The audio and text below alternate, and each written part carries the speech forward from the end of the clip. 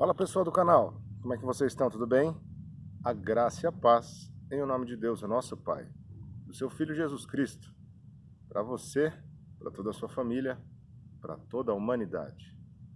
Daniel Meirelles, aqui para a gente dar continuidade do nosso vídeo anterior, referente a Obadias e Elias, dois servos fiéis, dois servos úteis no Senhor, dois servos que foram instrumentos vivos nas mãos de Deus, pois o reino do norte já estava plenamente imaculado pelo pecado.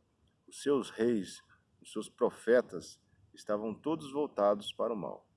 Porém, Deus, pela sua misericórdia, pelo seu amor, colocou profetas dele junto a esta população para que Israel pudesse se arrepender e voltar aos caminhos do Senhor. Porém, Acabe e os demais reis daquela época perseguiram os profetas do Senhor, mataram, e Elias era um desses perseguidos. Elias havia profetizado naquele tempo que faria 3 anos de seca e de abstinência de comida lá em Israel.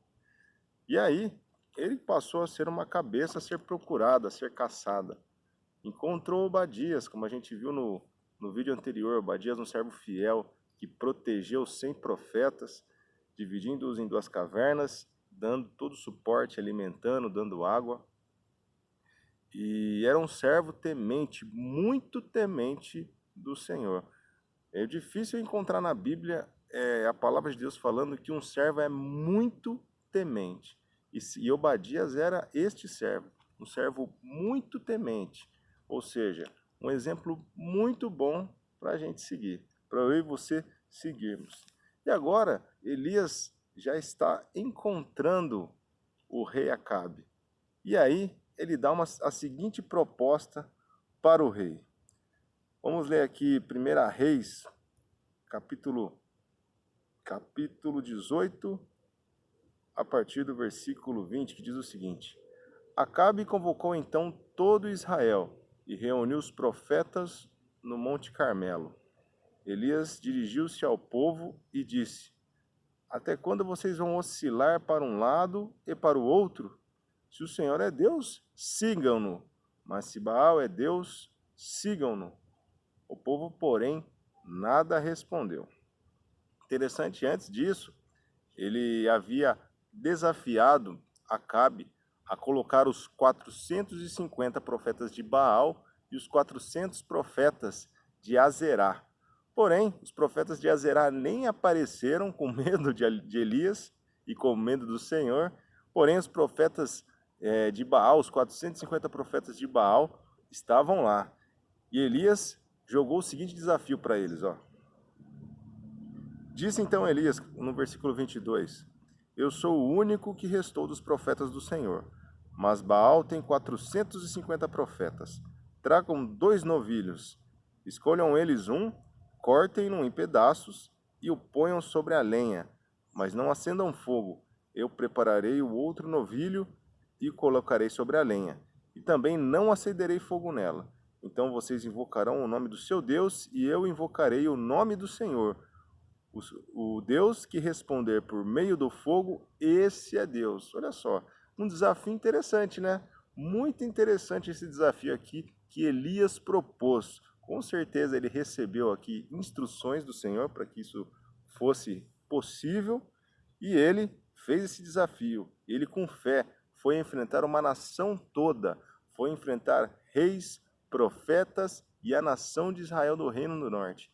Esse homem tinha culhão. Vamos lá.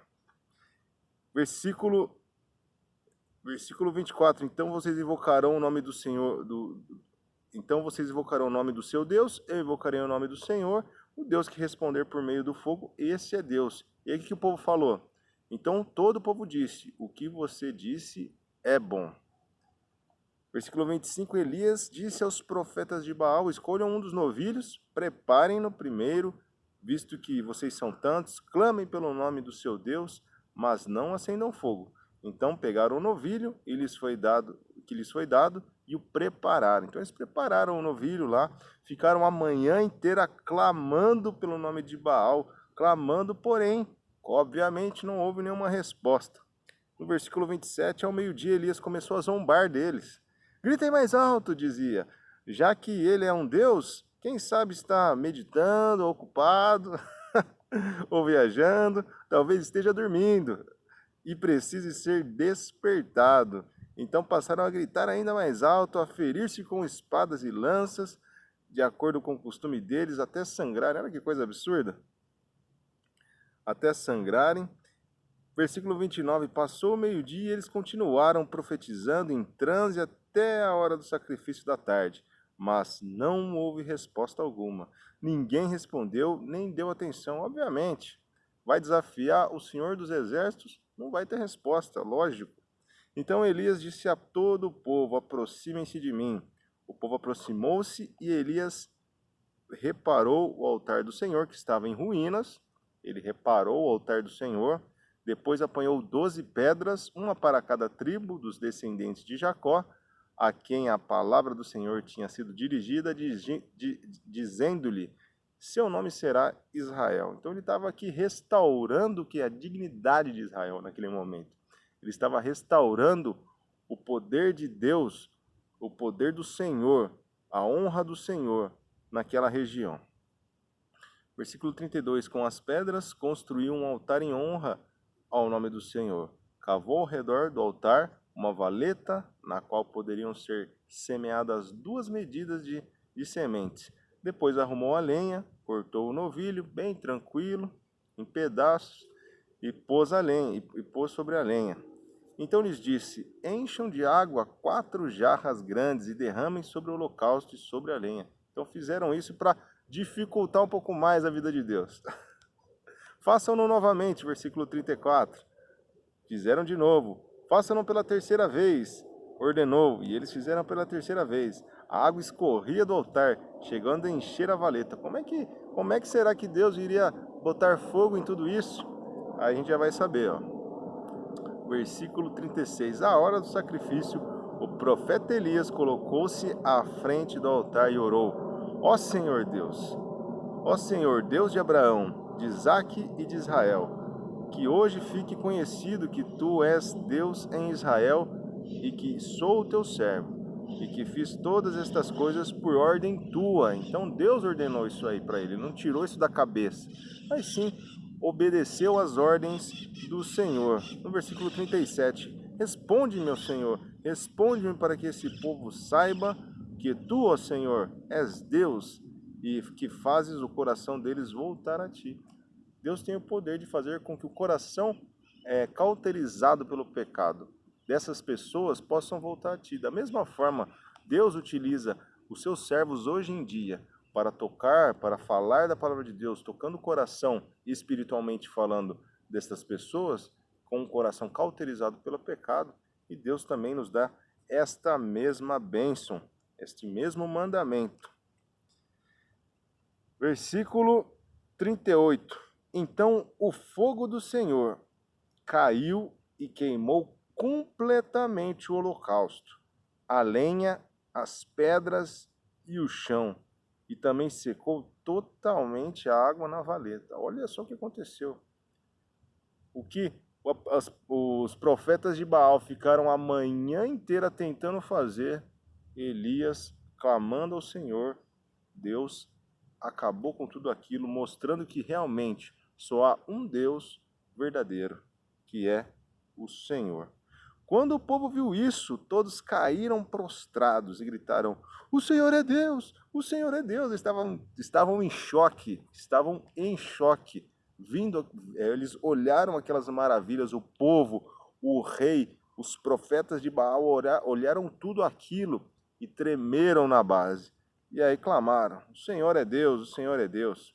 E aí no versículo 40, Elias, como um bom servo do Senhor do Antigo Testamento, o servo raiz do Antigo Testamento faz isso aqui, ó. Então Elias, versículo 40, então Elias ordenou, prendam os profetas de Baal, não deixem nenhum escapar. Eles os prenderam e Elias os fez descer ao riacho de Quizon e lá os matou. lá.